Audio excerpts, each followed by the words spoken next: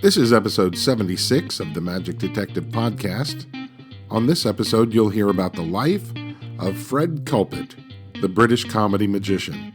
That and more on this episode of the Magic Detective Podcast.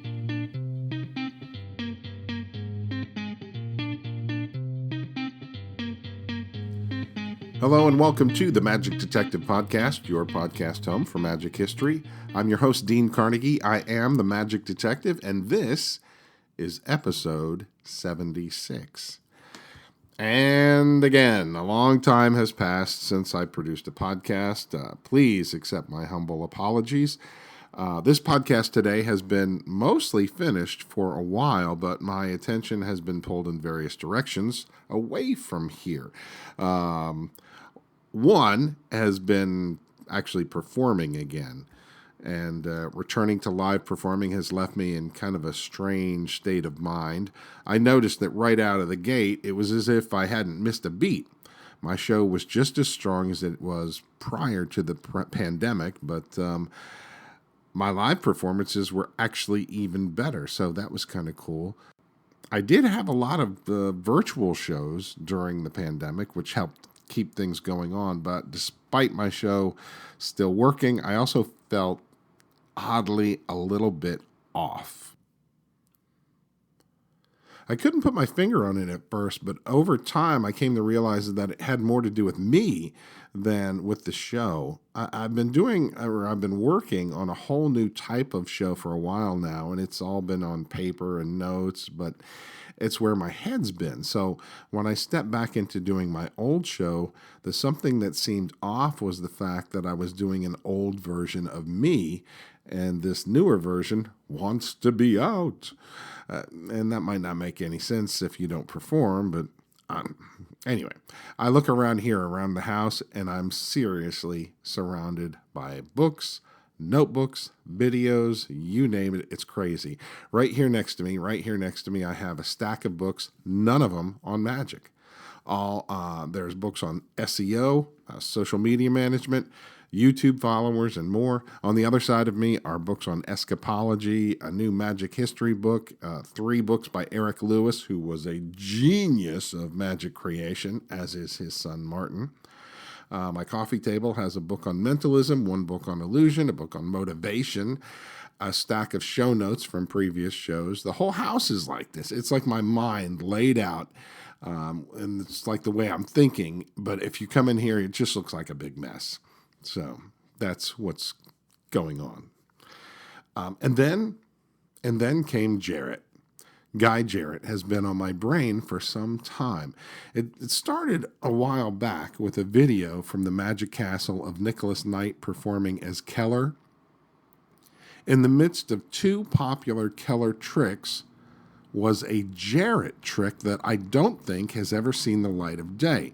But I instantly recognized it because it was from one of the books. It was from the Jarrett book, and it's one of the tricks that I would always go to over and over because it just seemed like this would be such a great mystery.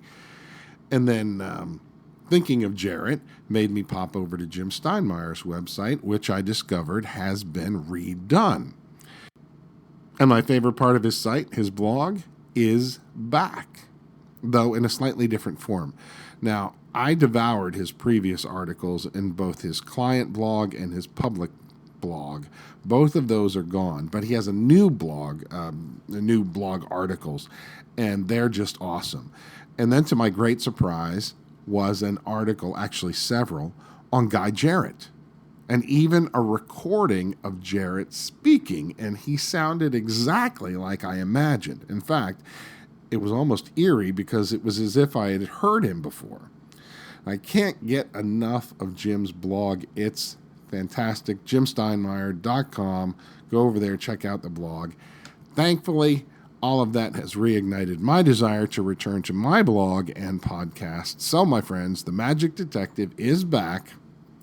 I have the next 5 podcasts already planned out, which for me is a big change. Usually I only do them one at a time, and here I've got several in a row already planned out, so that's pretty good.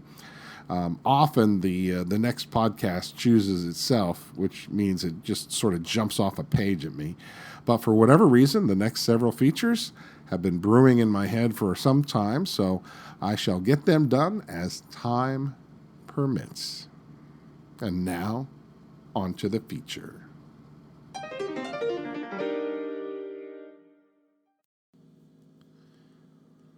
Today, I want to discuss a man who I've read was not an illusionist, though he did perform illusions. He's often referred to as a comedian, though comedy magician would be more accurate. Frederic Willis Culpitt was born May 9th, 1877, in Camberwell, South London. He was an early comedy magician, but unlike magicians who did spoof magic acts, Culpitt had rather impressive tricks, many of them, most of them, original to him.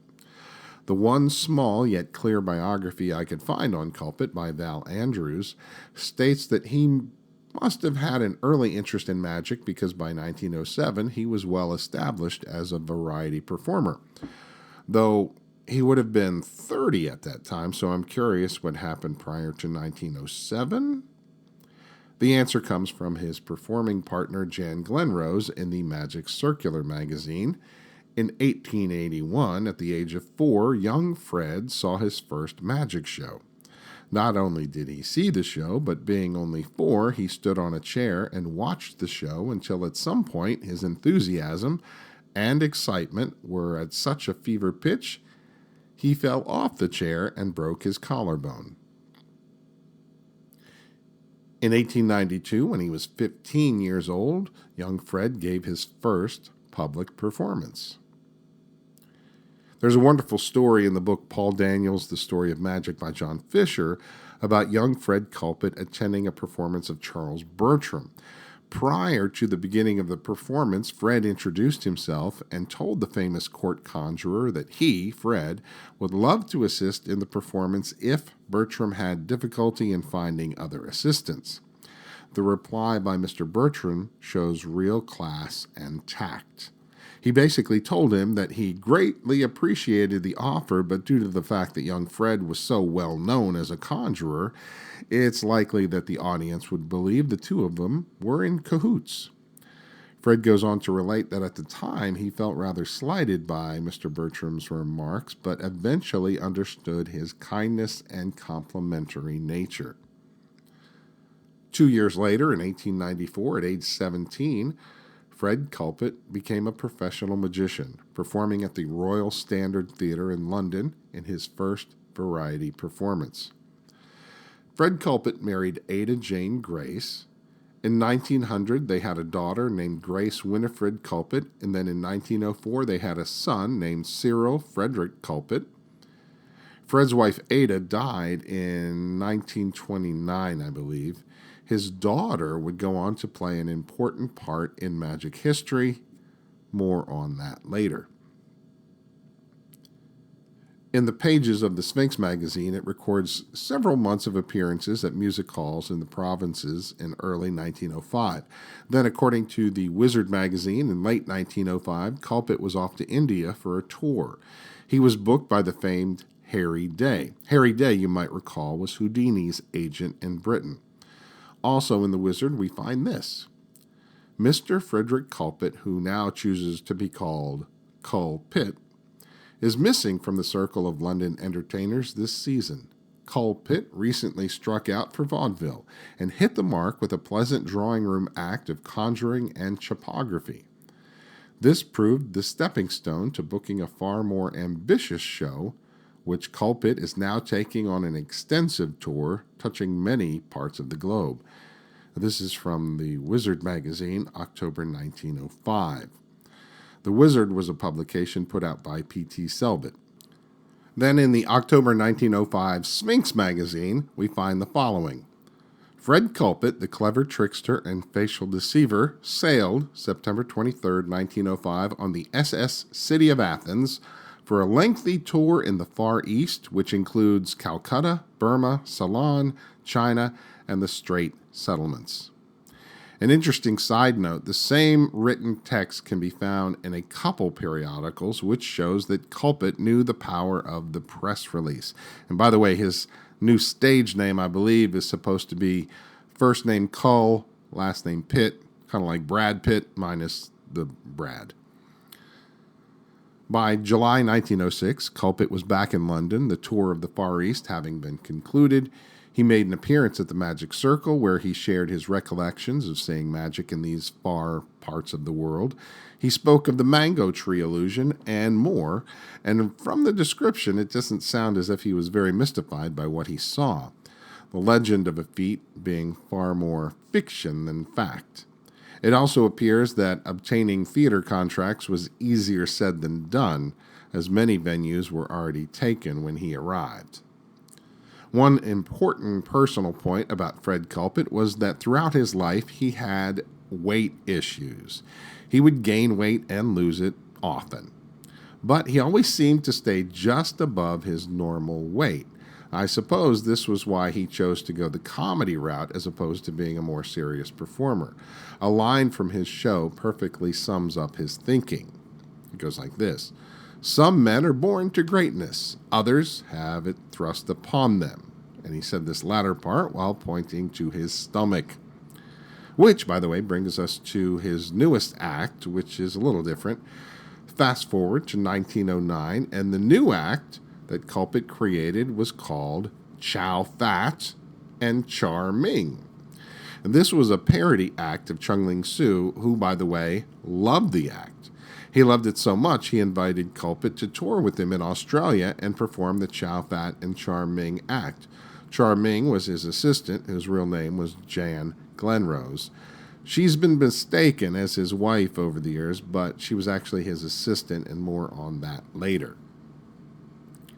Chung Ling Soo gifted Culpitt with a wonderfully embroidered cloth to use on his table, complete with Chinese lettering. Chow Fat, or Culpitt, gladly accepted the gift and used it in his act. Sometime later, when he was back to performing in England, he learned that the writing on the cloth actually said, "Fully paid up member of the Undertakers Union." Perhaps this gift was a prank by Chung Ling Soo. Perhaps. They remained on friendly terms, as they lived very close to each other in South London, along with a third magician, by the way, who lived close by, who was P.T. Selbit. Apparently, none other than Culpitt gave Selbit the idea to reverse the spelling of his name, his real last name being Tibbles, reversing it into Selbit. This, according to the booklet, Fred Culpitt, A Brief Biography by Val Andrews. The Chow Fat Act was only part of his offerings. He had his regular material featuring cutting-edge comedy magic. His opener was a unique take on the vanishing cane or vanishing walking stick. He would come out on stage with his cane, wrap it on a tabletop to prove how solid it was. He would even hit it on the stage floor, again showing it to be a solid cane, and then he'd wrap it in newspaper, and holding the bundle horizontally, he would crush it to show the cane had vanished. Now, there are two stories I found about the vanishing cane trick going awry. One apparently happened on his first night in vaudeville in America. Another happened in Britain during a long run. Suffice to say, the same thing happened both nights. The cane that had vanished suddenly reappeared without Culpitt's knowledge. Though I am adverse to give away secrets, this is surely a secret that nobody's going to be using in the modern age. It doesn't give every detail of how the effect works, only part of it. So here's what Culpitt had to do. He had to drill a hole in the stage, a hole small enough or big enough, as it were, for his cane to fall through. Now, in these two cases that I mentioned, there were dressing rooms under the stage. So when he made his cane vanish and when it passed through the little hole, there were people in the dressing rooms. And they saw the cane and thought, uh-oh, somebody lost their cane. So they pushed it back up through the hole. And then all of a sudden, this cane that had just vanished suddenly reappeared on the stage. And you can imagine it's probably a very funny moment that someone like Culpitt could really play off quite well.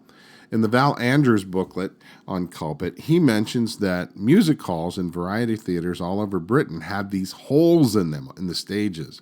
Fred was supposed to have the stages repaired at his own expense, which he did initially. But then he discovered a unique solution which worked and also benefited him on return engagements. He put a cork in the hole on the stage, thus sealing up the hole. When he returned to those theaters, he could remove the cork and do the trick and then cork it back up again when he was done. Brilliant! And if you're wondering what he did when he was unable to drill a hole for the trick, well, Fred had an alternative version that allowed him to do the same effect with a different method. For a time, Culpitt was a regular performer at St. George's Hall, often performing in the magical skits. This was partially due to David Devant's absence during his declining health. Culpitt filled in, presenting many of the stage illusions. He even managed the show at times. He appeared in December 1912 and the years 1913 through 1915, 1918, 1921, 1923 through 24, 1928 through 29, and in 1933. Fred Culpitt had something in common with Houdini. They both presented walking through a brick wall. Now, there is some controversy about this particular illusion. Houdini purchased the rights to walking through a wall of steel from magician Sidney Jocelyn. However, it appears that it wasn't Jocelyn's illusion to sell. It was the creation of P.T. Selbit, whose version was actually walking through a brick wall. And then after purchasing the rights, Houdini altered the trick to walking through a brick wall. Houdini only performed the illusion for a very short time, passing it on to his brother Hardin. And Fred was one of the magicians at Egyptian Hall, or St. George's Hall, that got to present that monster of an illusion to live British audiences. In 1920, P.T. Selbit was working on a new illusion, something he called sawing through a woman. It was a coffin-like box, not very fancy at all. A woman would be tied inside the box, and then a saw would cut straight down through the box. The effect was actually a penetration. There were also pieces of glass and sheets of steel that went into the small box, thus making the confined area smaller and smaller, and thus the illusion more impossible. Selbit needed a test audience, so he lugged the box over to Fred Culpitt's house, and they put this thing onto his kitchen table. At the time, it had no lower base or legs. Winifred Culpitt, Fred's daughter, was going to be the willing victim. And after a few rehearsals without Fred in the room, they then presented Sawing Through a Woman for an audience of one, Fred Culpitt. According to the Mike Caveney article in Genie magazine titled Sawing a Woman in Half, sitting in a kitchen chair, he, Fred, provided a steady stream of expletives as PT sawed through his daughter. This led to an audition at St. George's Hall where, again, Winifred Culpitt would be the woman inside the box. According to the Val Andrews book, she chose the stage name Barbara Hale, and though masculine didn't see the charm in the illusion, it did eventually catch on, and Winifred continued to work with Selbit for a while in his marvelous illusions. Speaking of illusions, let's go right to an illusion that Fred Culpitt invented, and it was this particular illusion that sparked my interest in learning more about Mr. Culpitt. The illusion is known as the Doll's House illusion.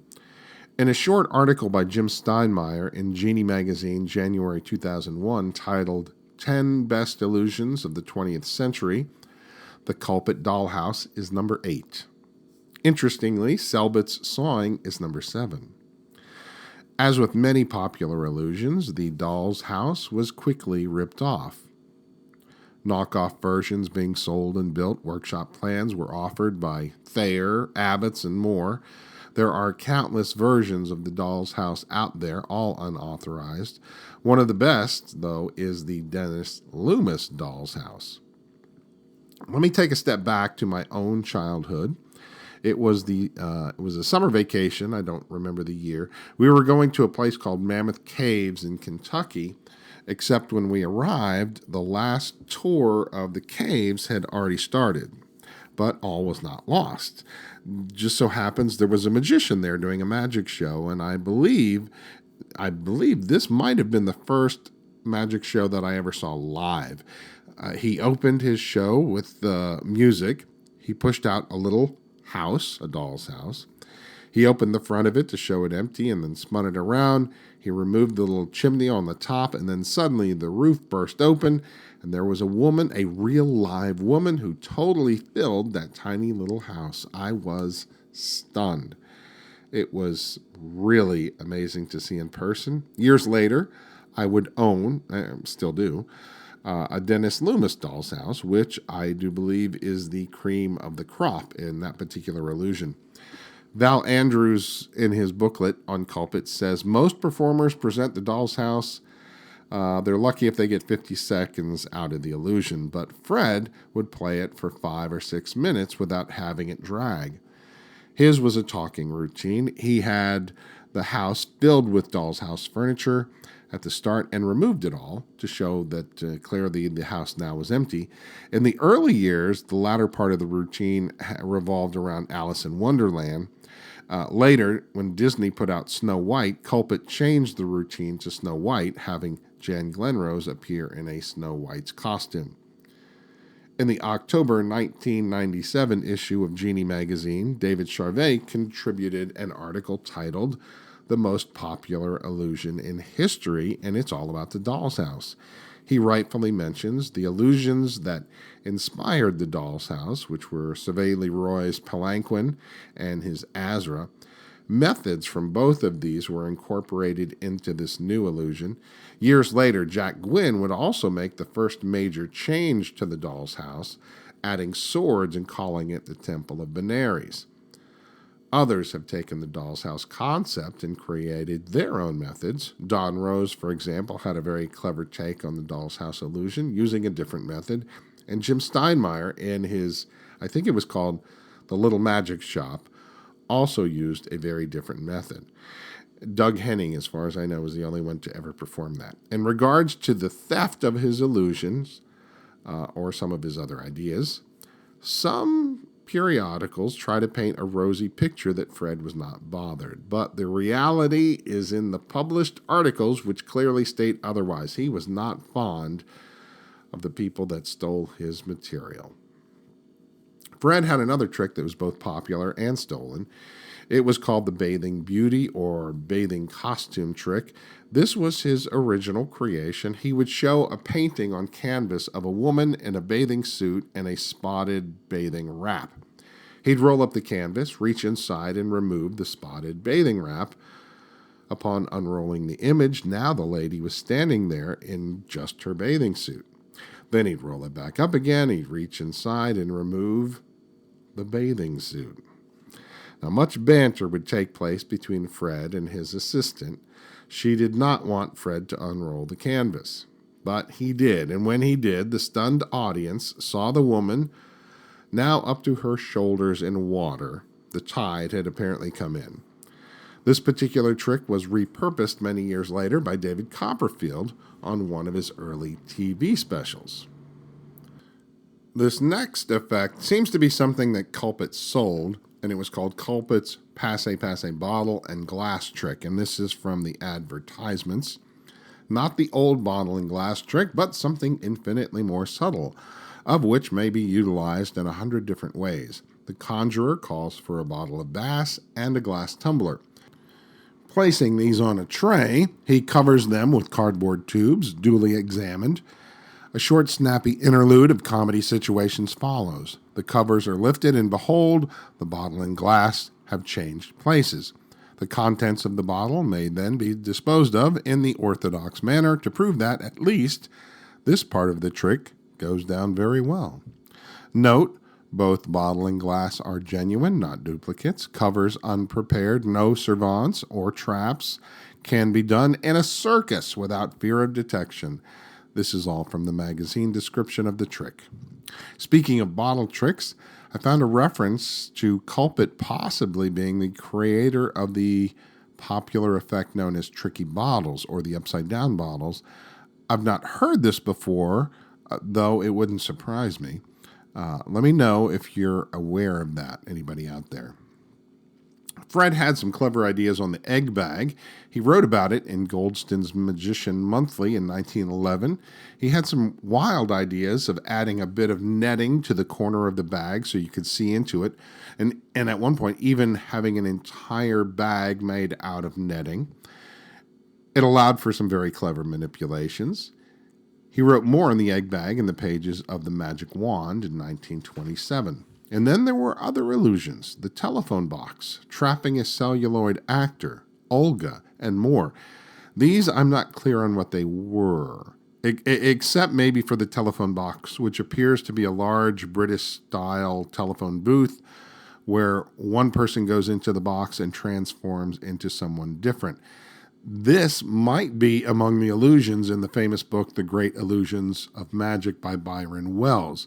I know there is a phone booth illusion in there, but very little in that book has credits to where they originated. Jan Glenrose mentions a funny story in a piece she wrote about Fred in the Magic Circular in 1945. She says she and Fred were playing a venue along with Jack Hilton and his band. Hilton was actually performing in 2 venues in the same evening, and he had asked Fred to have a couple extra tricks ready in case they arrived late. Well, on this one evening, they actually didn't arrive late, but instead decided to play a practical joke on Fred. They decided to see how long he could continue waiting for the band to arrive. True to form, Fred continued on, panicking a bit, but he continued on. The band had been there the whole entire time. And just when it looked like Fred was out of steam, the band came on from the back and took over the stage. Jan also pointed out that many British performers used their appearances before royalty in their press and promotions. Fred Culpitt appeared before every member of the royal family at some point, including Queen Victoria herself. And he never used that to promote his own act. Jan Glenrose was with Fred Culpitt's act for 20 years. I believe she met him even earlier, as she tells a story of getting an autographed photo of him when she was only 12. Some sources refer to her as his wife, but as best as I can tell, they were never married. The Val Andrews bio points out that they were not married, specifically points that out. He was still performing in his 60s, creating new miracles and magic. In 1943, he was chosen to be part of ENSA, which is the British version of the USO. In October 1944, Fred received the tragic news that his grandson had been killed during a battle in World War II. His grandson was Flying Officer Arthur Collingwood. Fred was so shaken by the news that he had a heart attack. On October 8, 1944, Frederic Culpitt died. I hope you've enjoyed this episode of the Magic Detective Podcast. By the way, there is an accompanying video, which you may have already seen a couple months ago because I posted it online. I'll post the link in the description. The video is me performing the bathing beauty trick along with a fast version of the Doll's House illusion. Until next time, please be well and stay safe.